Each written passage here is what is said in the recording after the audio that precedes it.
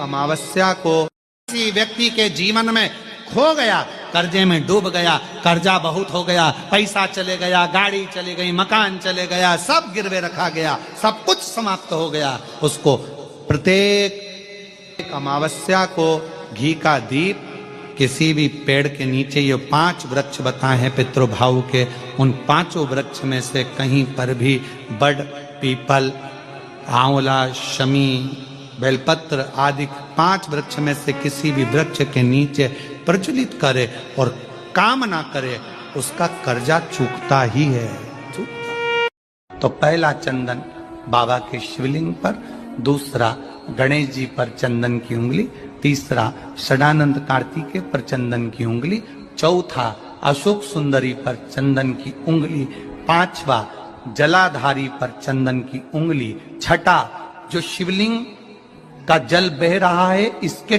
ठीक विपरीत की ओर चंदन की उंगली, और 7वां चंदन नंदी के मस्तक के ऊपर जो 2 सींग लगे रहते हैं उस पर चंदन की उंगली। ये कब लगाई जाती है? या तो अमावस्या के दिन आपको लगता है कि हमारे पूर्वजों का उद्धार नहीं हुआ, हमारे पूर्वजों का कल्याण नहीं हुआ, कहीं अधोगति में कोई चला, अमावस्या है, शाम के समय घी का दिया नदी के घाट पर, तालाब पर, कुएं पर। शहरों में अगर नदी तालाब नहीं है तो आपके घर में जो मटका है, हंडा है, शहर वालों, गांव में अगर नदी तालाब हो, अपने शहर में हो तो वहां लगाओ, और अगर नदी तालाब नहीं हो तो पानी का जो हंडा मटका रसोई घर में होता है, अमावस्या के दिन शाम को वहां भी दिया लगा सकते हो। अगर नहीं है नदी तालाब बावड़ी कुआं तो, अगर है तो वहां जाओ, नहीं हो तो वहां जाओ, पर लगाओ। अमावस्या है, शिव की निंदा करता है, भगवान शंकर या भगवान शंकर के भक्त की अगर कोई निंदा करता है, शिव महापुराण की कोई निंदा करता है, आखिरी का उसका शरीर बहुत बेकार हो जाता है। शरीर इतना बुरा हो जाता है कि घर के लोग भगवान से प्रार्थना करते हैं कि इसको उठा लो, गत रहा, मत रखो इसको संसार। शिव निंदा, शिव की निंदा जो करता है आखिरी में उसको भोगना पड़ता है। आप कथा में नहीं जा सकते, मत जाओ। किसी को ये मत कहो कि शिव पुराण सुनकर क्या करोगे, क्यों इनके चक्कर में पड़े हो, क्यों क्या करना, शंकर जी की कथा से क्या मतलब है, आए को जा रहे हो, क्या मतलब है, क्या रखा है शिव पुराण में, क्यों शंकर जी के मंदिर में 1 लोटा जल चढ़ाना। शिव की निंदा करने वाले की गति आखिरी में ऐसी हो जाती है, आखिरी में उसको भोगना पड़ता है। कटोरी, उस कटोरी में धान भर लीजिए, चावल, उसमें 1 लौंग और 1 बेलपत्र, बस ये रख लीजिए। जो हंडा होता है घर में, पानी का मटका होता है, पितरों का जो स्थान होता है जहां पानी पीते हैं अपन, मटका, हंडा, टंकी, बाल्टी, जो भी हो। आजकल तो लोग आरओ लगा लिए हैं तो नीचे भी तो मटका रखते होगे, हंडा रखते होगे, टंकी रखते होगे, उसी के पास में वो कटोरी रख दीजिए। 14 की रात्रि, अमावस्या के दिन उस कटोरी का चावल, बेलपत्र, ये सब शिव मंदिर के अंदर आप कोई भी एक स्थान पर, कोई दोने के अंदर रखकर या कागज के अंदर रखकर, शिव स्थान पर, शंकर के मंदिर में शिवलिंग को केवल स्पर्श कर कर जमीन पर ही उसको एक कागज में या दोने में, उसको जहां जलाधारी होती है वो जलाधारी के पास में गणेश वाले स्थान पर अन्न रखते हैं। जब हम चावल और 1 बेलपत्र और 1 लौंग जो रखते हैं वो हम गणेश जी वाले स्थान के साइड में रखते हैं, नीचे की ओर रखते। छोटी सी चित मानस में एक बात सुनी होगी कि रावण प्राणों को जब त्याग रहा था तो उसने लक्ष्मण जी को 3 उपदेश दिए। कितने उपदेश दिए हैं? किन्ने भेजा था लक्ष्मण जी को रावण के पास?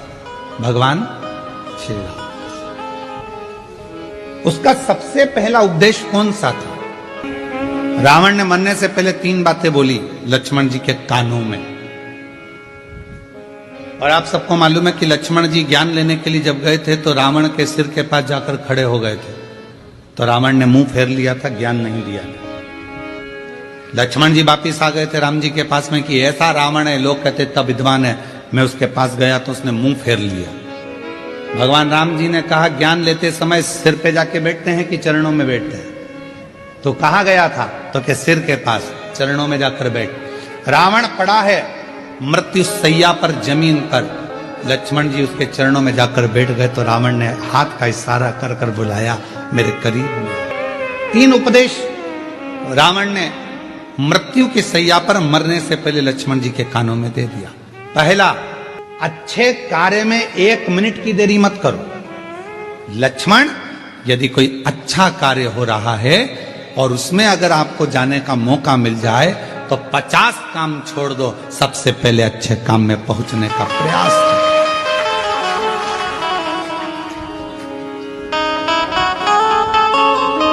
अच्छे काम में 1 मिनट की देरी मत करो।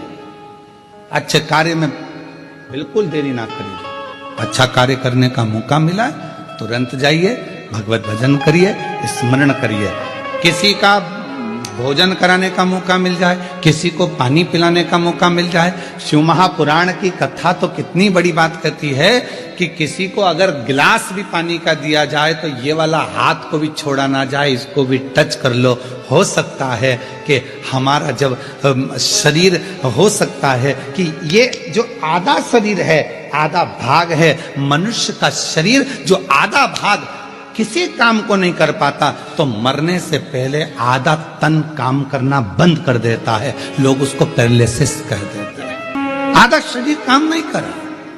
जब भगवत भजन का समय आया, सत्कर्म का समय आया, हम भोजन करा रहे थे, एक हाथ से दे दिया, दूसरा हाथ टच ही नहीं कर पाया। एक हाथ से पानी का गिलास उठा कर दे दिया, पानी भी नहीं पिला पाया। ये आधा अंग किसी काम का नहीं आया। लोगों ने कहा ये लेफ्ट भाग है ना, ये किसी काम का नहीं होता, ये बेकार भाग है। तो कहा इसको अच्छा बनाने के लिए क्या करना पड़ेगा? तो कोई प्यासे को जब पानी पिला रहे हैं तो दोनों हाथों से उस जल के पात्र को दीजिए। यहां तक हमारे पूर्वजों में, हमारे पुरखों में ऐसा नियम चलता था। पूर्वजों में अगर कोई पानी पीता था, ऐसे मुख लगाकर पानी पीते थे तो लोटे से पानी देने वाला दोनों हाथों से पानी डालता था और पीने वाला एक हाथ से पीता था। क्यों?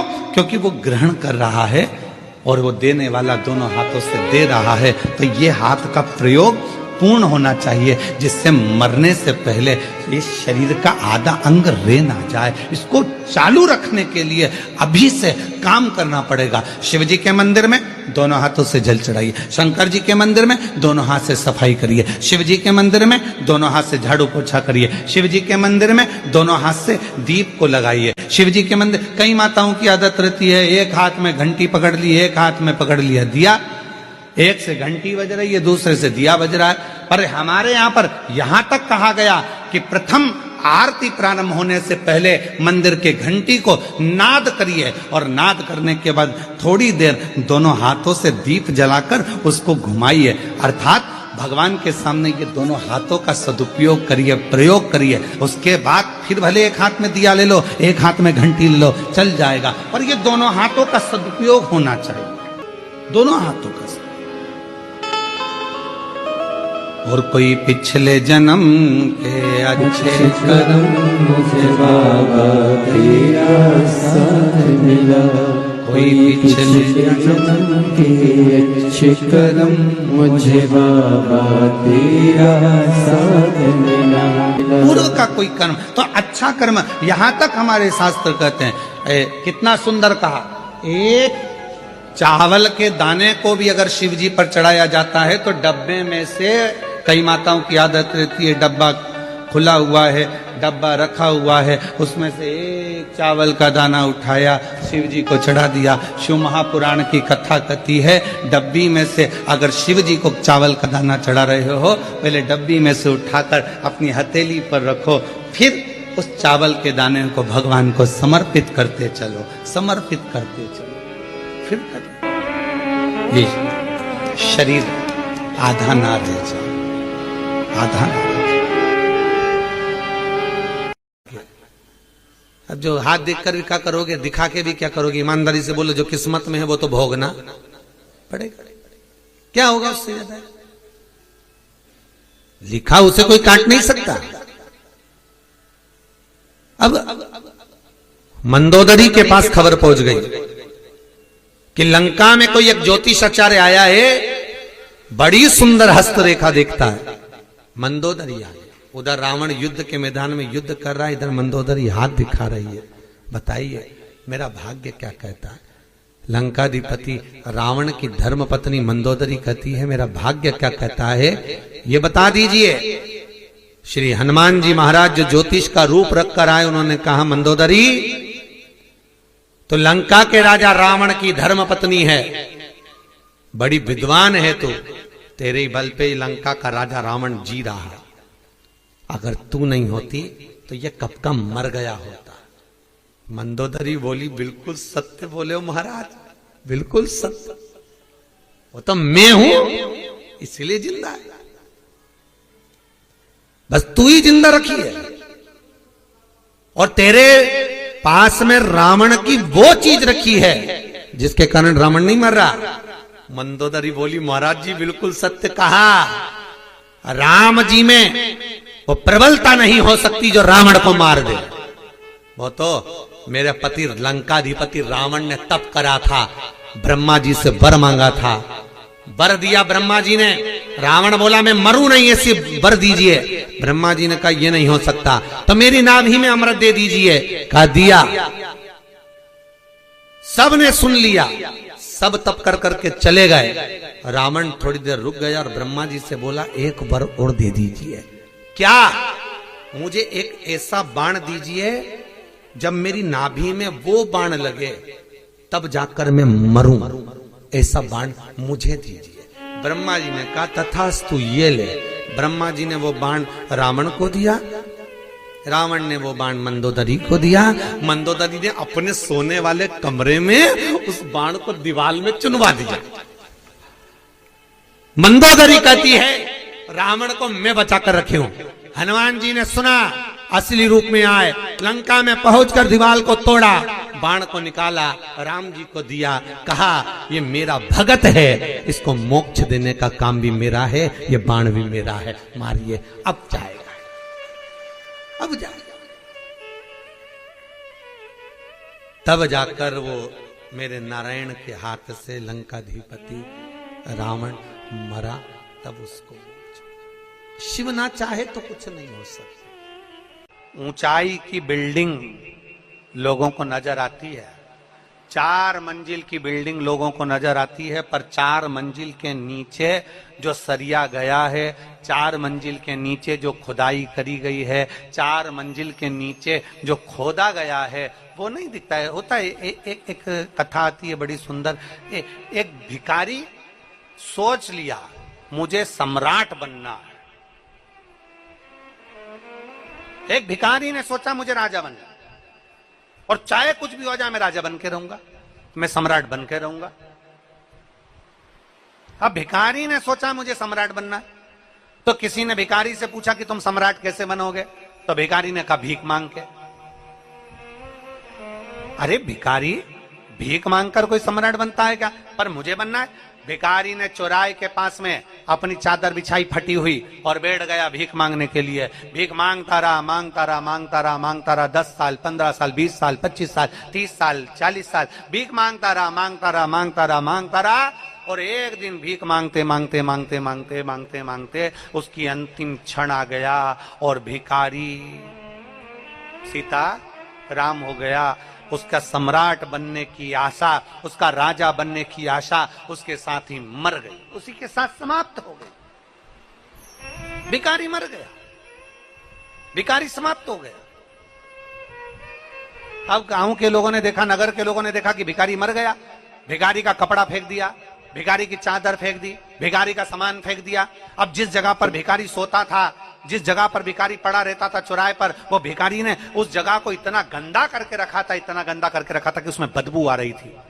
अब बदबू आ रही थी तो उन्होंने तुरंत खुदाई वाले को बुलवाया और खुदाई करने के लिए कहा कि ये जमीन का ये टुकड़ा भिखारी बैठता था, इसमें बदबू आ रही, गंदगी हो रही है, इसने इतनी गंदगी कर दी, इसको उखाड़ दो, इसको फेंक दो, उठा फेंको इसको।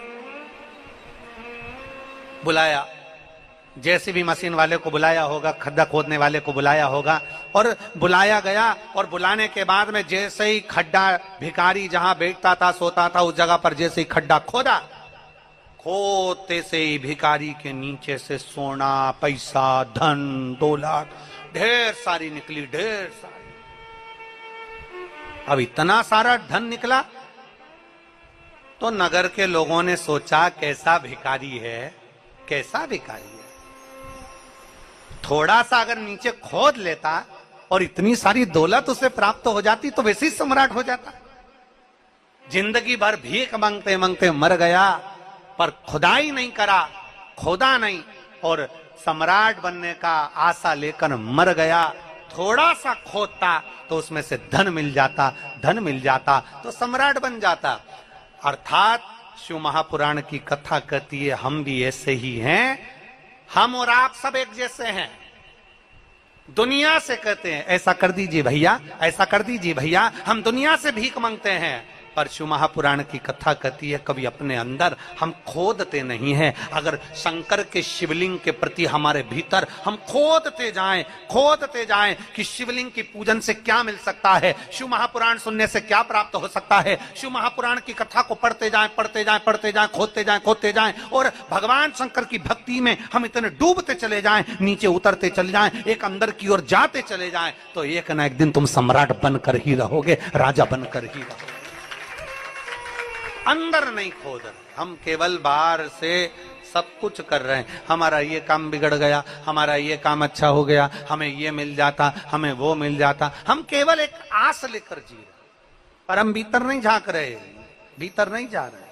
थोड़ा सा खोदिए अपने भीतर, थोड़ा सा खोदिए अपने अंदर, थोड़ा सा जाइए शिव महापुराण के भीतर, थोड़ा सा प्रवेश करिए शंकर की कथा के भीतर, थोड़ा सा प्रवेश करिए शिवालय के भीतर, थोड़ा सा प्रवेश करिए भगवान शंकर के अनुमोदन के भीतर, मिलेगा जरूर, प्राप्त हो। शंकर का चरित्र कहता है शिव को प्रिय क्या है? शंकर भगवान को सबसे ज्यादा प्रिय है आपकी मुख से निकला हुआ सत्य वचन। फिर भगवान को प्रिय क्या है? तो कहा जो एक लोटा जल आप भगवान देवादिदेव महादेव को चढ़ाते हैं वो शिव को प्रिय है। एक महाराष्ट्र का एक प्रसंग हमको स्मरण में आ रहा है। एक बहन ने एक पत्र लिख कर दिया था और उस पत्र में लिखा था कि एक बार मैं मंदिर में दर्शन करने को जल चढ़ाने के लिए गई। भगवान के मंदिर में जब मैं जल चढ़ाने के लिए पहुंची तो वो जल चढ़ाने के लिए जब मैं मंदिर में गई और मेरा पात्र बहुत गंदा था।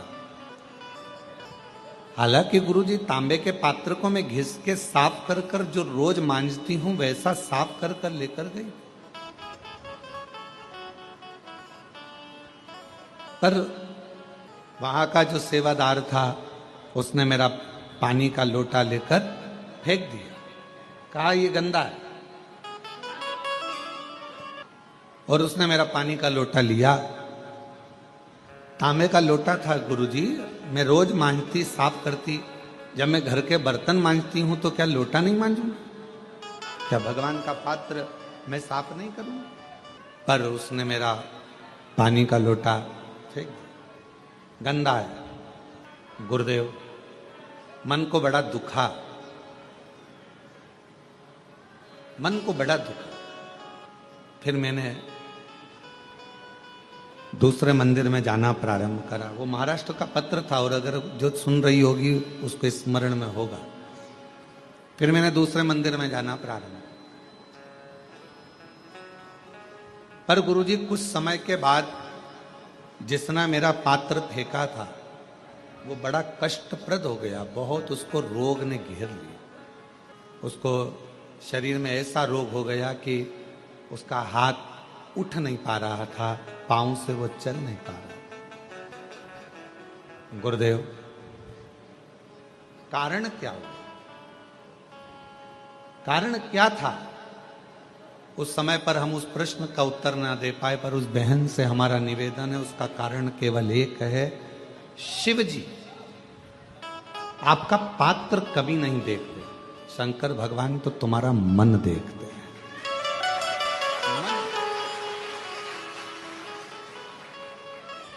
अच्छे वस्त्र कौन देखेगा? जिसको आपके शरीर से प्रेम। अच्छा होती है ना, घर में जमा होती है, कपड़ों पर लग जाती है और वो धूल को आप ऐसे ऐसे झटकार दो, वो धूल पूरी झड़ जाती है। आपने कपड़ा उठाकर दीवार पर झटकारा, वो दीवार भी धूल से झटक जाती है, साफ हो जाती है। पर मान लो वो धूल में थोड़ा सा पानी मिल गया, तुम्हारे झटकने से झटकेगी? जम के तो बोलो। कपड़े में धूल जमी थी और उस पर पानी लग गया तो वो झटकेगी? क्या हो गई? वो अभी तक धूल थी, पानी लगते से ही वो मिट्टी हो गई, कपड़े में चिपक गई, अब वो झड़ने वाली नहीं है। धोना पड़ेगा, साफ करना पड़ेगा, मिट्टी को हटाना पड़ेगा, मिट्टी को साफ करना। धूल पानी मिलने पर मिट्टी हो जाती है, और मिट्टी अगर वो बन गई तो फिर धीरे से उसके शिवलिंग का निर्माण हो जाता है। भगवान की कोई गणेश जी की मूर्ति बन जाती है, कोई देवी जी की प्रतिमा बन जाती है, फिर उसका पूजन, उसकी आराधना, उसकी अर्चना हो जाती है। अमावस्या के दिन प्रदोष काल में, प्रदोष के समय पर, प्रदोष काल में शाम के समय पर जाकर किसी भी नदी, तालाब, बावड़ी, कुआं, कहीं ना कहीं जो आपके पास में हो, वहां पर एक घी का दिया, बत्ती का मुंह दक्षिण की ओर कर कर अवश्य जला कर जाना। सारे पितृदोष समाप्त हो जाएगा, सारा पितृदोष समाप्त। अमावस्या के दिन किसी भी जलाशय के पास में, नदी, तालाब, बावड़ी, कुआं, जो आपके शहर में, आपके गांव में, आपके नगर में हो, वहां जाकर लगा दे। अगर नदी, तालाब, बावड़ी, कुआं नहीं है तो पीपल का वृक्ष हो या बेलपत्री का वृक्ष हो या बट का वृक्ष हो, उसके नीचे लगा दो प्रदोष काल में। पर अमावस्या के दिन लगाएं जरूर। क्यों? क्योंकि अमावस्या के दिन पितृ शाम के समय प्रदोष काल में शंकर भगवान का नाम जाप कर कर नदी, तालाब, बावड़ी पर पानी पीने जाते हैं। वहां से जल का आचमन कर कर पितृ अपने लोक को चले जाते हैं प्रदोष काल के समय पर। इसलिए प्रदोष काल में जलाशय के पास में, बावड़ी, कुआं, नदी, तालाब के किनारे पर दिया लगाया जाता है दक्षिण की ओर मुख कर कर बत्ती का, तो पितृ आशीर्वाद देते हुए जाते हैं कि फलो फूलो, आगे बढ़ो, उन्नति करो, तरक्की करो। ये पितरों का आशीर्वाद